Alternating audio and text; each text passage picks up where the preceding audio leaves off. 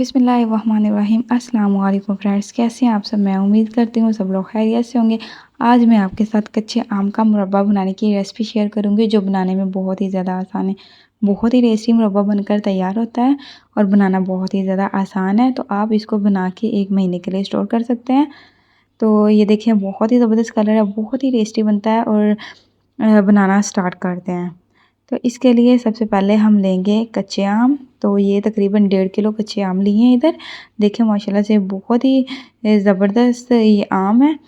तो अब हम इनको पील ऑफ कर देंगे किसी भी पिलर से, या फिर छुरी से आप इनके छिलके उतार दें। अच्छे से सारे आमों के छिलके उतारें और इसके बाद हम इसकी कटिंग करेंगे। इस तरीके से आपने ज़्यादा छिलके नहीं उतारने, ऊपर ऊपर से इसके छिलके उतार देने हैं। बहुत ही ज़्यादा जो है वो अच्छा और टेस्टी और मुरब्बा बनकर तैयार होता है। मुझे उम्मीद है कि आपको ये वीडियो बहुत ही ज़्यादा अच्छी लगेगी। इस तरीके से सारे जो आम है इनका छिलका उतार लेंगे। ये देखें जी, सबका छिलका उतार लिया है। अब हम इनको पीसीस इनके करेंगे। तो इस तरीके से ये बहुत ही ज़्यादा हार्ड आम थे। तो इस तरीके से और इनको स्लाइसेस में काट लेंगे। अगर आप स्लाइसेस में नहीं काटना चाहते तो आप क्यूब्स में भी काट सकते हैं, लेकिन स्लाइसेस में ज़्यादा अच्छे लगते हैं। इस तरीके से अब हम इनके कर लेंगे मज़ीद स्लाइस, सारे आम जितने भी हैं उनके। ये छिलका उतारने के बाद तकरीबन 1 किलो रह गए थे, क्योंकि अंदर से गुठलियाँ भी निकली हैं, छिलके भी निकले हैं। उनका वेट जो है वो तकरीबन 1 किलो रह गया था। तो सारे आम जो देखिए इस तरीके से स्लाइसेस में काट लिए हैं। अब हम करेंगे इनको बॉयल। तो इनको उठाते हैं और डालते हैं हम एक पैन में। पैन ले लें या फिर एक कढ़ाई ले लें, उसमें डालें। तो इस तरीके से सारे इसमें डाल दें। तो उसके बाद हम इसमें डालेंगे पानी। पानी उतना डालना है कि ये अच्छे से इसमें डिप हो जाए। डालने के बाद हम 5 से 7 minute low to medium flame पर इनको बॉयल करेंगे, ताकि ये अच्छे तरीके से गल जाए 90 टू 95%। सेम इसी तरीके से आपने अगर ज़्यादा मुरब्बा बनाना चाहते हो तो सेम इसी तरीके से बना सकते हो। तो जितना आप बनाना चाहें आप उतना बना सकते हैं। जितने आपने आम लेने हैं उतनी ही आपने चीनी लेनी है। इसमें घी का इस्तेमाल नहीं होगा। तो इस तरीके से 5 से 7 मिनट हो चुके हैं तकरीबन। इसको पकते पकते फ्लेम मैंने इधर लो कर दी है। ये देखें आप, इनका कलर भी चेंज हो चुका है। अब हम लेते हैं एक नाइफ़ की मदद से इसको चेक करते हैं ये कितना गल चुका है, और उसके बाद हम चलते हैं अपने अगले स्टेप की तरफ।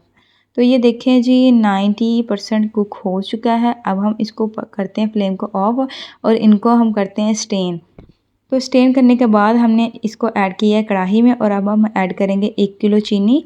1 किलो चीनी ऐड करने के बाद अब हम इसको पकाएंगे। पहले तो फ्लेम रखेंगे लो, और फिर उसके बाद हम फ्लेम को कर देंगे मीडियम। पहले लो फ्लेम पर चीनी को मेल्ट होने देंगे 2 से 3 मिनट, उसके बाद फ्लेम को मीडियम कर देंगे।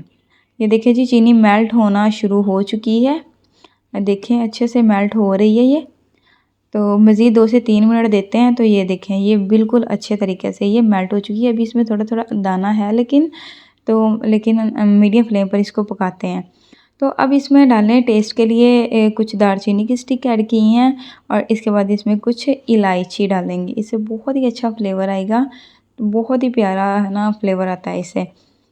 तो डालने के बाद इसको अच्छे तरीके से हिला लेंगे। मीडियम फ्लेम पर इसको पकाएंगे ताकि जो शीरा है वो अच्छे तरीके से पक जाए, लेसी सी फॉर्म में आ जाए।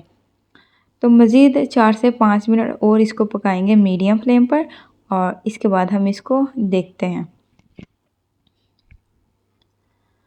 तो फ्लेम को करते हैं मीडियम, और ये देखिए आप माशाल्लाह से इसमें ये बॉयल आना स्टार्ट हो चुका है।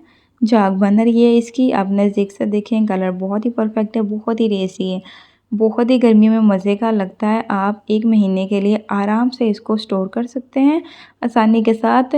तो ये ख़राब नहीं होगा। तो ये देखें, स्लाइसेस भी बिल्कुल जो है वो जुड़े नहीं हैं और ना ही ये टूटे हैं। बहुत ही परफेक्ट बनकर तैयार हो चुका है। फ्लेम को अब हम कर देंगे ऑफ। तकरीबन हमने 5 से 7 मिनट इसको और पकाया है मीडियम फ्लेम पर। तो इधर फ्लेम को कर दिया है ऑफ। अब हम करते हैं इसको डिश आउट। इसके लिए एक बाउल लिया है और इसमें अब हम सारा जो मुरब्बा बनाया है वो इसमें ऐड कर देंगे। माशाल्लाह से कलर बहुत ही टेस्टी है, खाने में भी ये उतना ही टेस्टी है और इतना अच्छा फ्लेवर आया है इसमें इलायची डालने से और दालचीनी के स्टिक्स डालने से कि आप बार बार खाने पर मजबूर हो जाएंगे। मुझे यकीन है कि आपको आज की वीडियो बहुत ही ज़्यादा अच्छी लगी होगी। वीडियो अच्छी लगी हो तो वीडियो को लाइक करें, शेयर करें, मेरे चैनल को लाजमी सब्सक्राइब करें। अगली वीडियो के लिए मुझे दीजिए इजाज़त, तब तक के लिए अल्लाह हाफिज़।